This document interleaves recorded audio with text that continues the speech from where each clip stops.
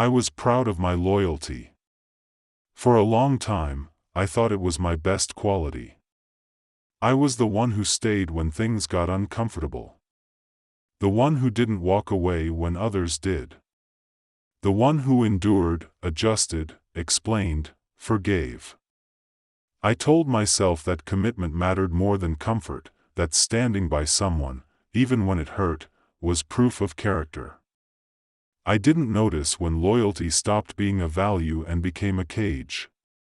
It didn't happen all at once. It never does.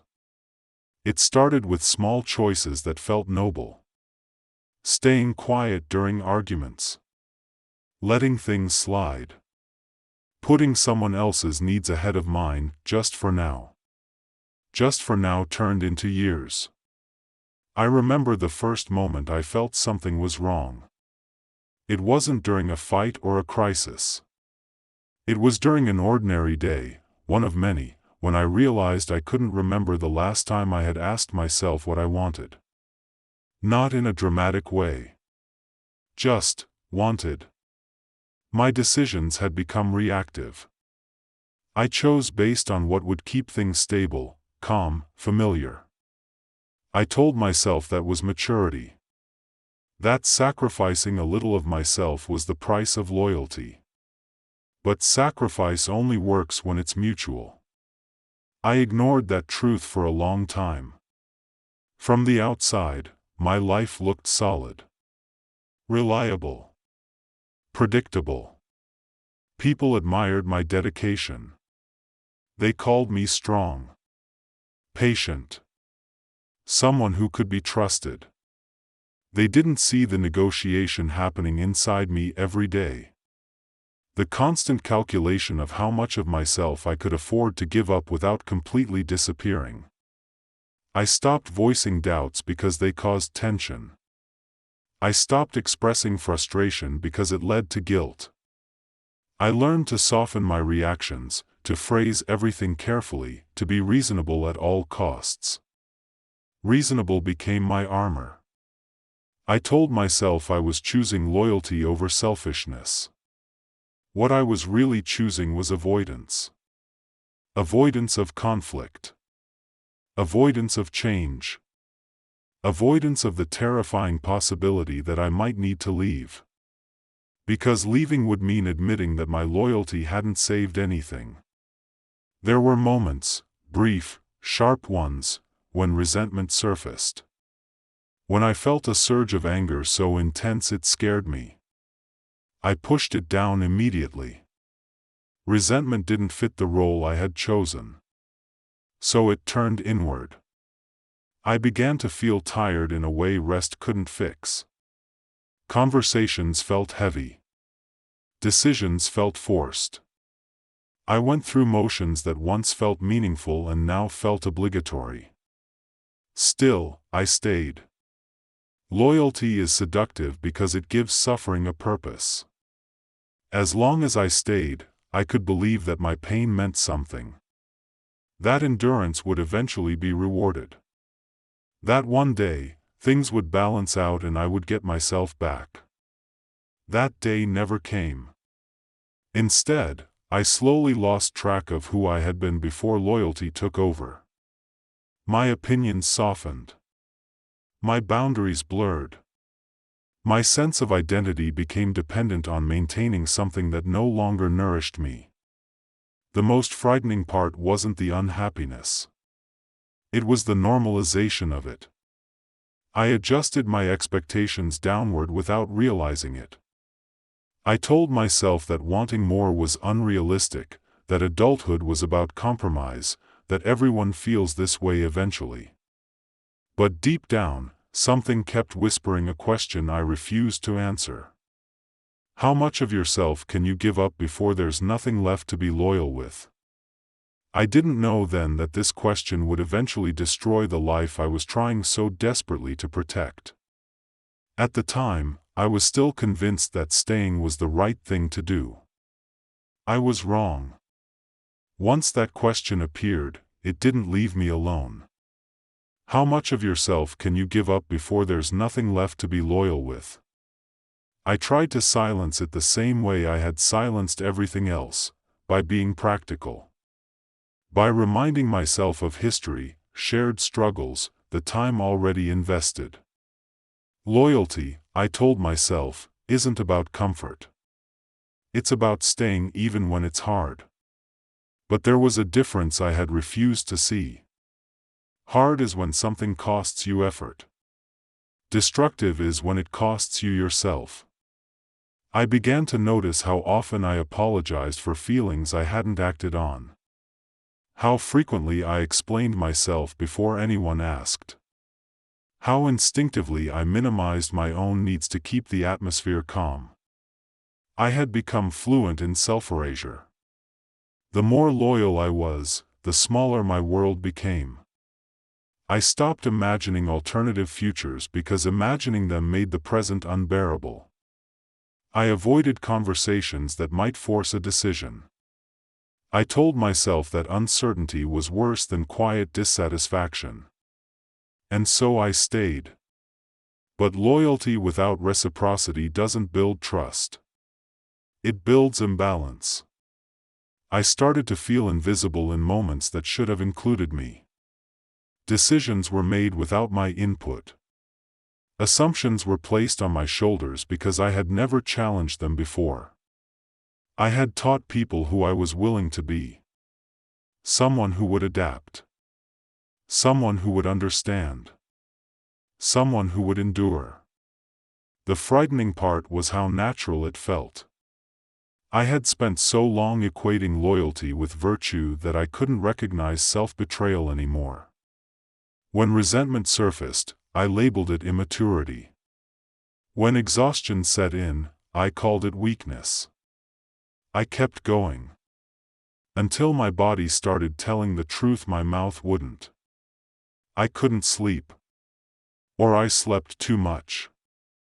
I woke up already tired, already braced for a day of careful emotional management.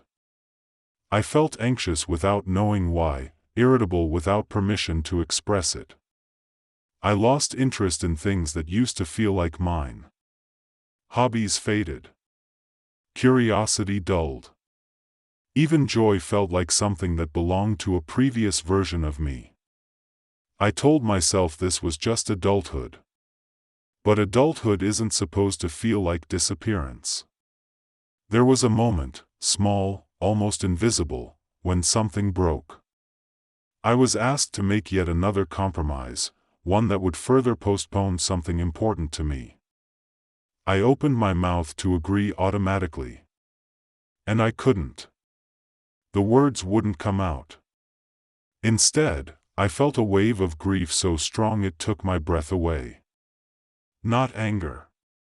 Not outrage. Grief. For the years I had spent proving my loyalty while quietly erasing myself.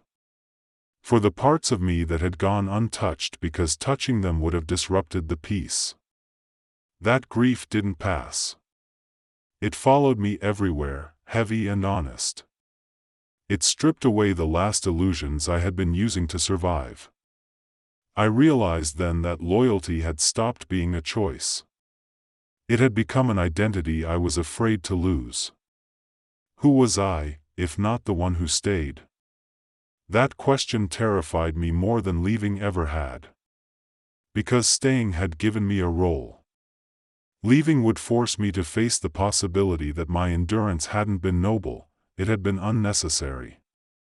I began to see how deeply I had confused love with sacrifice.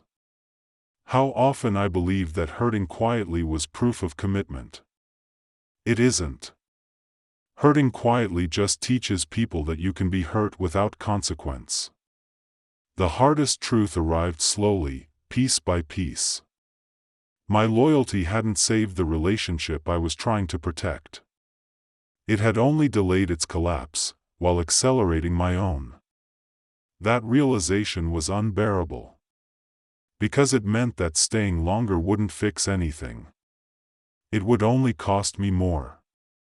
And yet, knowing that didn't make leaving easier.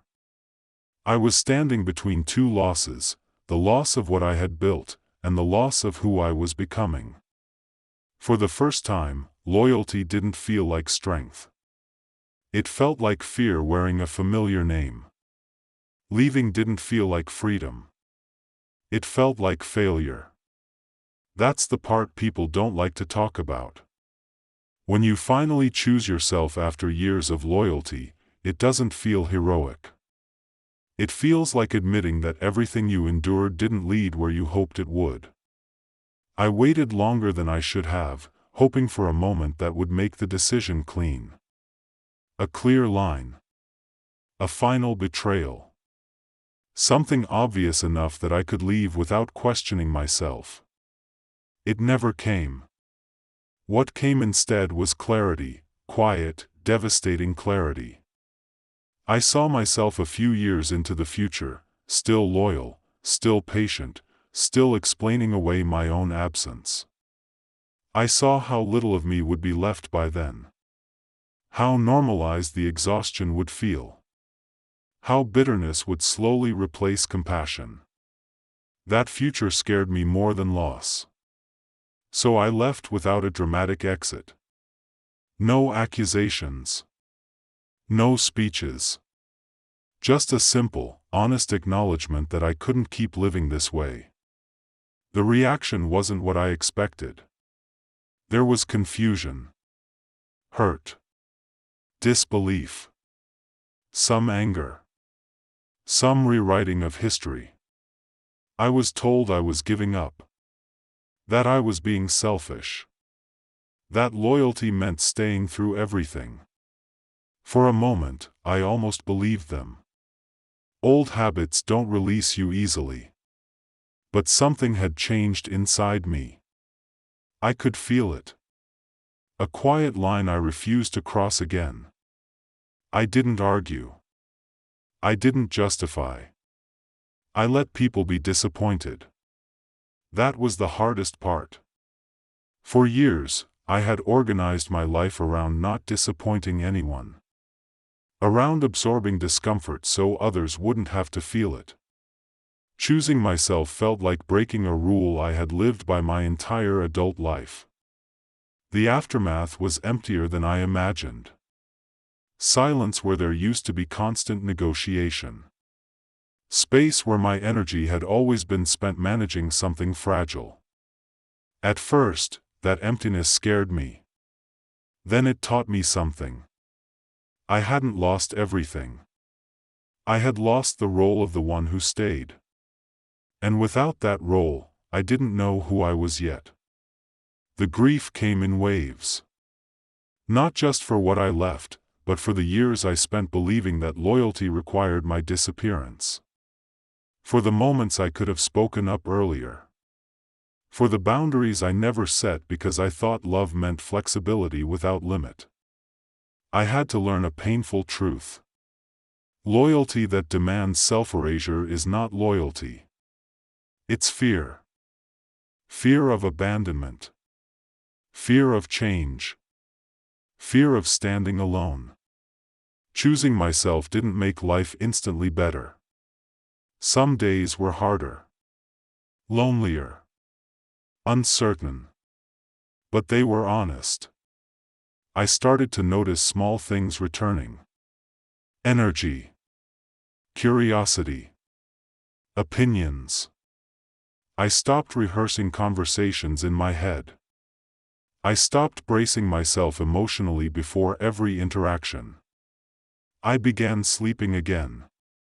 Not perfectly. Not every night. But without the constant weight of suppressing myself. Slowly, I rebuilt a relationship with myself that I had neglected for years. I learned to ask questions I had avoided. To listen when something felt wrong instead of explaining it away. To treat my limits as information, not flaws. I didn't become less loyal. I became selective. I learned that loyalty is only meaningful when it flows both ways.